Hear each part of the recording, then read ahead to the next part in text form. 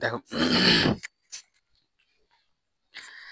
দেখো জাতীয় বিশ্ববিদ্যালয়ের অধীনে অনার্সের ভর্তি তথ্য 2025-এর আসলে কি কি লাগবে। দেখো সেক্ষেত্রে তোমাদের হচ্ছে অনার্সের আসলে ভর্তি হতে কি কি লাগবে। গতকালকে ফার্স্ট মেরিট লিস্ট প্রকাশ হয়েছে এবং আজকে থেকে তোমাদের হচ্ছে এই ভর্তি হতে কত টাকা লাগবে, কি কি কাগজপত্র লাগবে, যারা ভর্তি হতে পারোনি তাদের কি কি করণীয়, যারা চান্স পেয়েছো কিন্তু হচ্ছে সাবজেক্ট পাওনি তাদের কি করণীয়, সবকিছু বিস্তারিত আজকের এই ভিডিওতে থাকবে। এবং তোমাদের ভর্তির পরবর্তীতে যাবতীয় কার্যক্রম জানতে অবশ্যই সাবস্ক্রাইব করে পাশে থাকা বেল আইকনটি ক্লিক করে রাখবে। এবং দেখো আজকে প্রথমে তোমাদের আসি যে তোমাদের ভর্তি কার্যক্রম হচ্ছে প্রথম মেধা তালিকায় যারা ভর্তি হয়েছে তাদের হচ্ছে 28 তারিখ থেকে অনলাইনে ভর্তি ফর্ম পূরণ করতে হবে।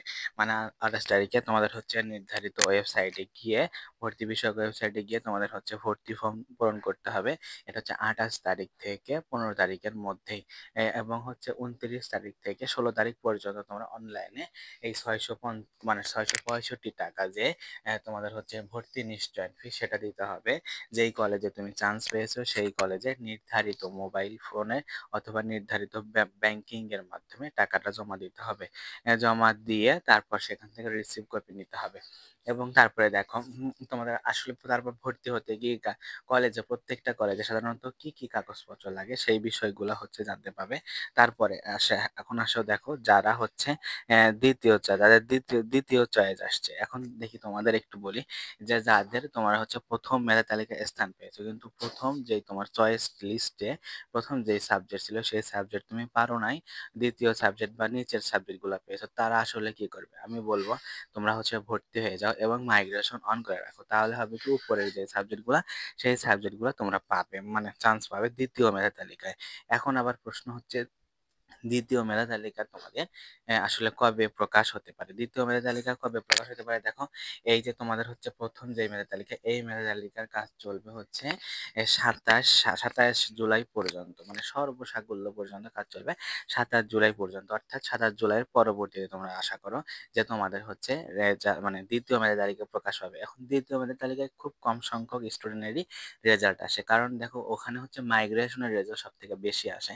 এবং একটা বিষয় তোমাদের বারবার বলে নিই, দেখো তুমি হচ্ছে ন্যাশনালে চান্স পেয়েছো কিন্তু ভর্তি হচ্ছ না, তাহলে কিন্তু তোমার ভর্তিটা অটোমেটিকলি বাতিল হয়ে যাবে।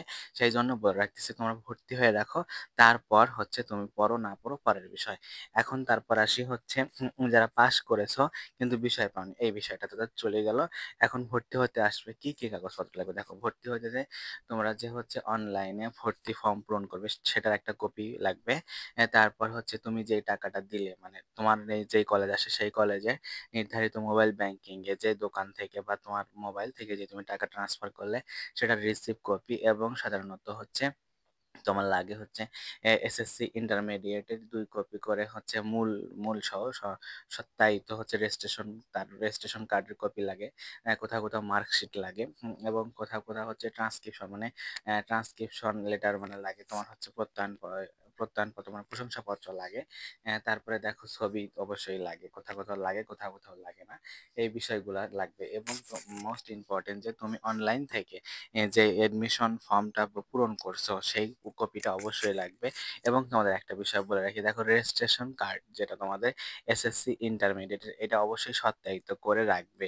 কোথাও জমা দেওয়ার আগে, মূল কপিটা জমা দেওয়ার আগে অবশ্যই কপিটা কয়েক কপি সত্যায়িত করে রাখবে, কারণ একবার জমা দিলে পরে কিন্তু তোলা মানে একটা ভেজালের মধ্যে পড়তে হয়। তারপরে এখন হয়রানি। তো দেখো এখানে এই বিষয়টা আবার হচ্ছে মাইগ্রেশনের রেজাল্টের বিষয় তো বললামই।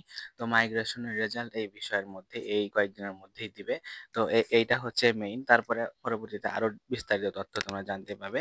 সেই জন্য অবশ্যই সাবস্ক্রাইব করে পাশে থাকা বেল আইকনটি ক্লিক করে রাখো। আজকে এ পর্যন্তই।